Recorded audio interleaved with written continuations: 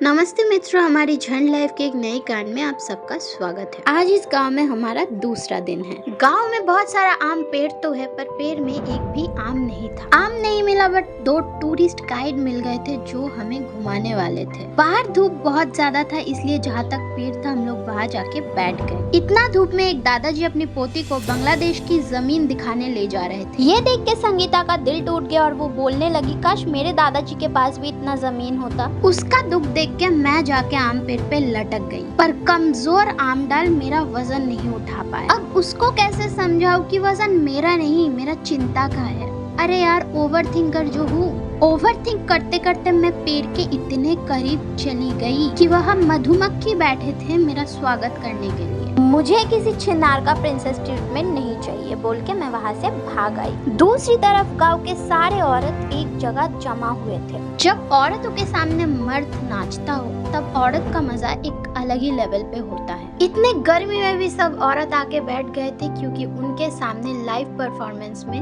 मर्द नाच रहा। सबके साथ बैठ के मैं भी इस लाइव परफॉर्मेंस का मजा ले रही। पर थोड़े में ही मर्द थक जाते हैं, तो वो लोग थक गए थे नाचते नाचते। इतने में ही गांव के बचे कुचे जो लोग थे, जो घर में थे, वो लोग भी इस जमीन पे आ गए थे, क्योंकि तब समय हो रहा था दोपहर के 1:45 और ये टाइम है लंच का। जी हाँ दोस्तों, इतने सारे लोग सब एक जगह आए थे सिर्फ खाना खाने के लिए। गांव में ये 3 दिन यहाँ पे खाना बनता है पूरे गांव के लोगों के लिए। गांव के लोगों को ऐसे इनोसेंट नहीं बोला जाता, वो लोग होते भी। हम लोग जब वहाँ गए, वो लोग बहुत खुश थे कि हम लोग वीडियो बना रहे थे। और एक सीक्रेट बात बताऊं, यहाँ पे 3 दिन ऐसे चलता है, दिन और रात। सब लोग जब खाना खा के वापस आए तब औरत नाचने लगे थे। नाचते नाचते जब वो लोग थक गए तब वो लोग आके रोने भी लग गए, क्योंकि औरतों का काम ही होता है बात बात पे रो देना। और ऐसे बोलने वाले और सोचने वाले को दुनिया कहते हैं मर्द।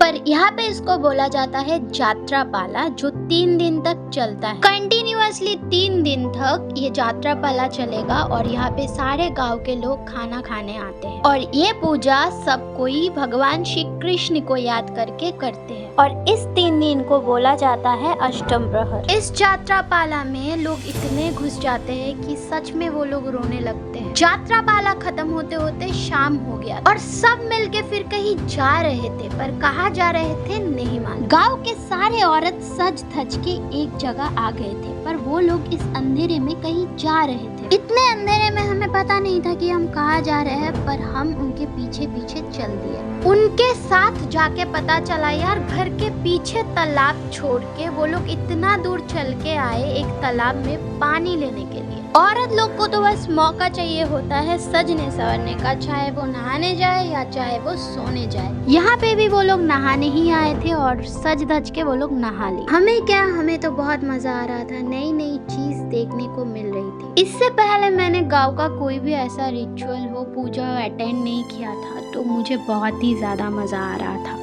इतने अंधेरे में कोई ठीक से दिखाई नहीं दे रहा था। सफेद कपड़ा कभी कभी अंधेरे से बाहर आ रहा था तो लग रहा था भूत आ रहा है। और ये बच्चे जहाँ भी देखो दौड़ते रहते, दुनिया से जिनको कोई मतलब नहीं है। इनको कौन समझाए, यहाँ पे शादी नहीं चल रहा है, मत दौड़ा करो। और फिर सब नाचते नाचते अपने जगह वापस आ गए थे और फिर से शुरू हो गई थी पूजा। बनाना पेड़ को काट के लोग एक घर बनाते हैं, जिसके अंदर गोपाल जी को रखा जाता है। जरूरी नहीं हो बनाना पेड़ ही हो, हर साल डिफरेंट टाइप के पंडाल बनाते हैं लोग। और इस साल इन लोगों का थीम ये था। गांव में जिनके पास भी गोपाल जी होते हैं, सबके घर से गोपाल जी को लाके इन घर में रखा जाता है। 3 दिन लगातार इनको पूजा जाता है। उसके बाद हम चले गए मेले में। जहाँ एक अनजान बच्ची मेरे गोद पे चढ़ के मुझे कहने लगी, मुझे ये खरीद के दो, वो खरीद के दो। अब बच्ची को कौन समझाए, मेरे पास नहीं है पैसा, जिसके कारण मैं ये गांव में आई ताकि मुझे 3 दिन का फ्री का खाना मिल सके।